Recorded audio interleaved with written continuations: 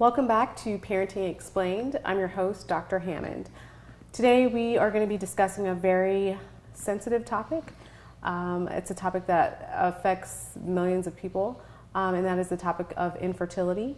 I have with us some experts today, Tricia Ambinder and Shubha, Swamy, who will be talking to us about the issues of infertility. They're both experts in the field. They've been in the field of mental health for over a decade, and they both are in private practice. So thank you for coming to the show. Thanks for having us.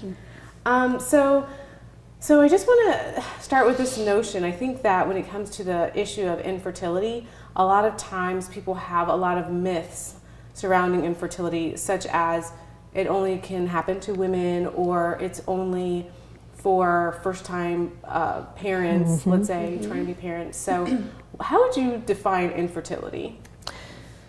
So infertility itself is defined in a couple of ways. One, for people under the age of 30 or 35, it's having been trying to conceive for a year with an unsuccessful live pregnancy. And for people over 35, it's for having been trying for 6 months. And it affects 1 in 8 couples. A lot of people, yes, and can absolutely impact people who have already had a child, and that's called secondary infertility, when people struggle to have a second child. And a lot of people don't think about that. They think of infertility meaning a person unable to have the first child, but like you said, it can also happen to parents that are trying to have more than one child. I'm really glad you brought that up, because I think those folks especially feel very isolated, and they don't have as much of a sense of community or understanding because they have one child, and people tend to just ask very blatant, invasive questions of what's happening next, without really a lot of thoughtfulness around the fact that it doesn't always happen twice. Right. And what should couples do as far as seeking treatment or maybe going to a reproductive endocrinologist? Can you talk a little bit about what are the steps to take, and what is a reproductive endocrinologist? Sure. So I think, like Tricia was saying, if they're under 35, they've been trying for about 12 months, and as far as they know that they're healthy, then they should certainly seek medical help at that point. Typically, women start with their OB/GYN, and then from their OB, they can run a preliminary tests, and if that doesn't come back with anything conclusive, they're generally referred on to a reproductive endocrinologist. And those are the folks who specialize in assisted reproductive technology. We'll just refer to it as ART from here on out. And they're the folks who really specialize in really understanding what's happening to the reproductive systems in men and women, and start doing the comprehensive diagnostics. So the first step is to go to your OB/GYN, you would say, and then they'll decide whether or not you need to go to a specialist. Exactly. Sounds like, okay. And what are some of the factors? Are there biological things going on that cause infertility? Is it stress, or what are some of the factors that cause infertility?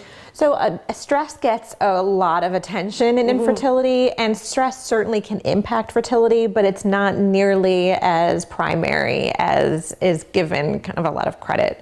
So biologically, women need 3 things to be functioning well in order to conceive. They need their ovaries to be working well, their fallopian tubes, and their uterus. So if there is anything problematic in any of those systems, hormonally from the ovaries, any blockages, things like that, then conception is going to be really challenging. For men, obviously, if sperm analysis comes back that they have low sperm count, or that sperm aren't able to actually reach the egg, then that is something that has to be addressed as well. There are lifestyle factors that can impact any of those, things like smoking, weight, things like that. Underweight or overweight, especially for women. Yeah, so there are things like that, and those can all also be addressed with a physician. Like there are things that can be corrected, and then maybe some things that aren't. There's only assistance with. Yes. Right, that aren't as easy as to correct. So weight and things like that we can control. Stress we can work on controlling. So yeah, those are. This is a great introduction into this area, because again, and coming up in the next segment, I really want to talk about ways to help parents cope with this issue because, as I mentioned, it's a very sensitive issue, obviously, especially for families that want more children or want their first child. Yeah. So we'll be right back after this.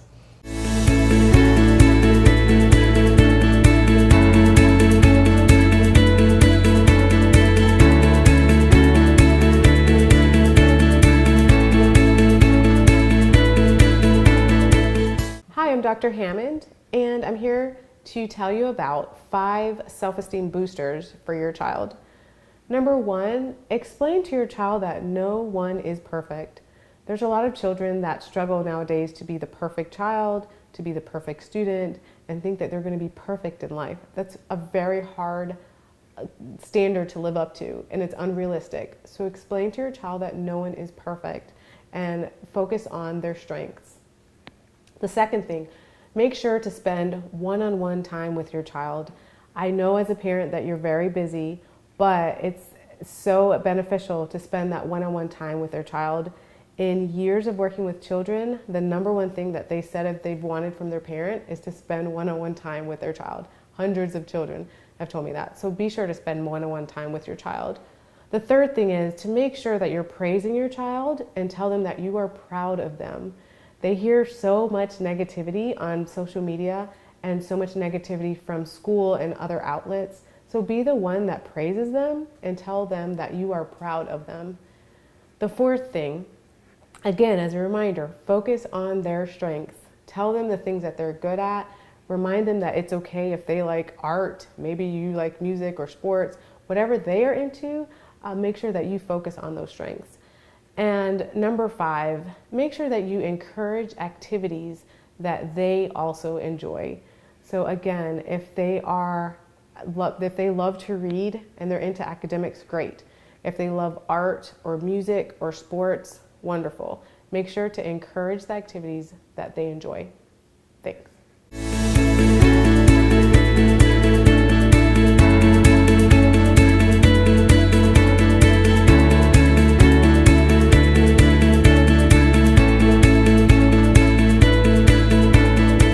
Welcome back. We've been discussing today with some wonderful experts the issue of infertility. Now we want to really address when to see an infertility specialist and how to cope with infertility. So can you provide some tips on when to see an infertility specialist first? So piggybacking on what Tricia was saying, I think after 12 months or after 6 months, depending on your age, it's a good idea to start having a consultation.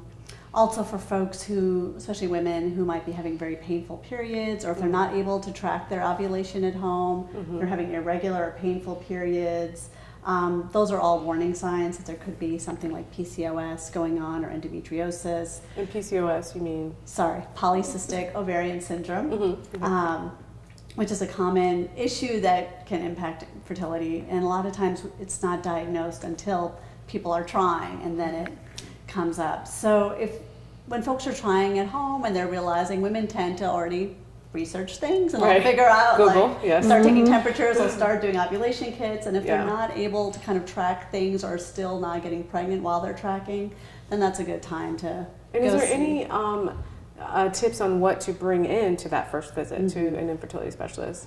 I mean, should you bring a list of what you've been tracking, or what types of things? Yeah, any of those things are helpful. Certainly medical history, any history of pregnancies or pregnancy losses. If you have been tracking any medications that you're on, those sorts of things. But those workups tend to be pretty comprehensive. And so, I encourage folks to just kind of go in ready to answer a lot of questions, give a couple of vials of blood, and just kind of be receptive. I definitely recommend bringing a paper and pen. Absolutely. Good. That's good advice. Very good And advice. writing down a lot of questions beforehand. That's a great tip. Yeah. Because a lot of times you forget when you get there, and then you leave, and you're like, man, I wanted to ask that. And it's Right. overwhelming. Yeah. Right? Because you're talking, like you said, this is such a sensitive topic. People are wanting this so badly, and they're looking usually at REs as their last step, typically.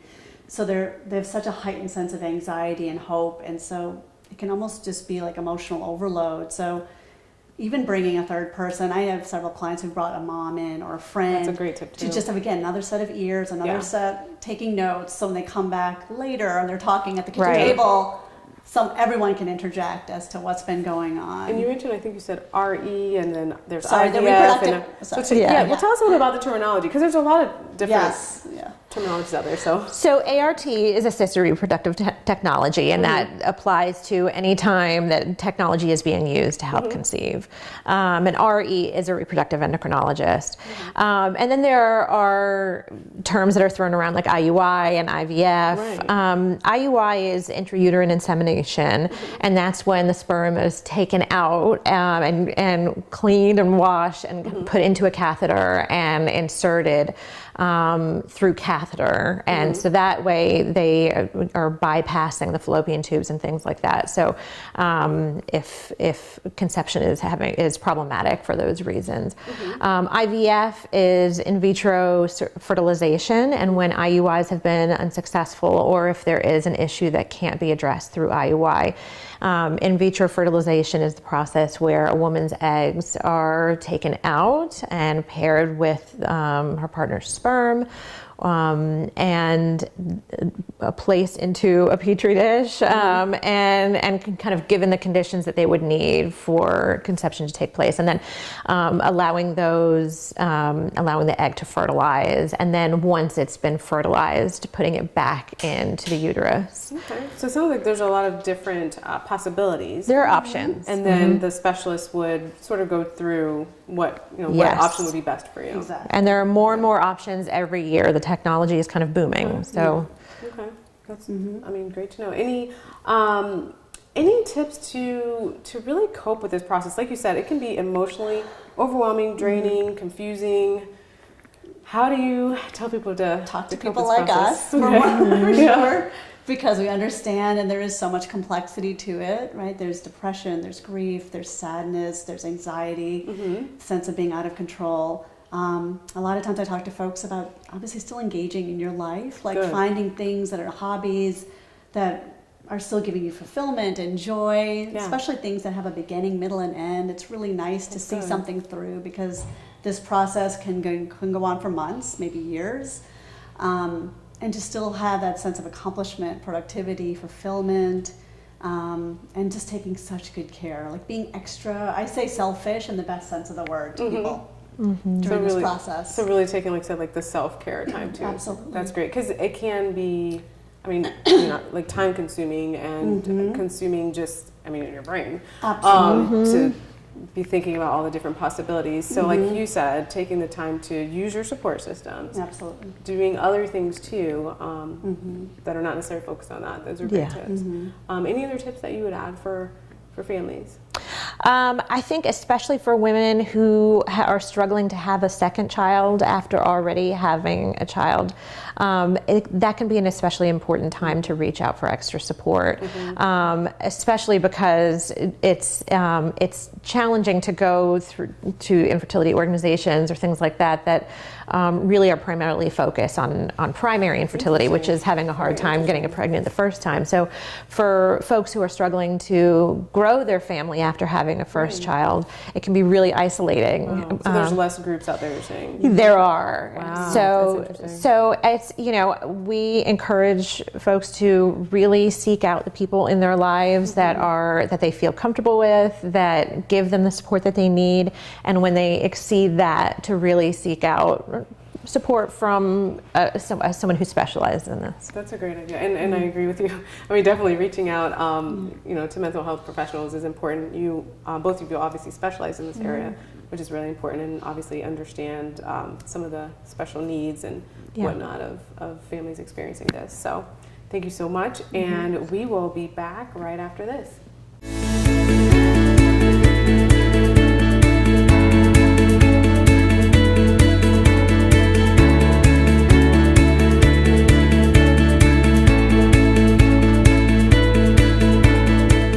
I'm Dr. Hammond, and I'm here to tell you about 5 self-esteem boosters for your child. Number 1, explain to your child that no one is perfect. There's a lot of children that struggle nowadays to be the perfect child, to be the perfect student, and think that they're going to be perfect in life. That's a very hard standard to live up to, and it's unrealistic. So explain to your child that no one is perfect and focus on their strengths. The second thing, make sure to spend one-on-one time with your child. I know as a parent that you're very busy, but it's so beneficial to spend that one-on-one time with their child. In years of working with children, the number one thing that they said if they've wanted from their parent is to spend one-on-one time with their child. Hundreds of children have told me that. So be sure to spend one-on-one time with your child. The third thing is to make sure that you're praising your child and tell them that you are proud of them. They hear so much negativity on social media and so much negativity from school and other outlets. So be the one that praises them and tell them that you are proud of them. The fourth thing, again, as a reminder, focus on their strengths. Tell them the things that they're good at. Remind them that it's okay if they like art, maybe you like music or sports, whatever they are into, make sure that you focus on those strengths. And number 5, make sure that you encourage activities that they also enjoy. So again, if they love to read and they're into academics, great. If they love art or music or sports, wonderful.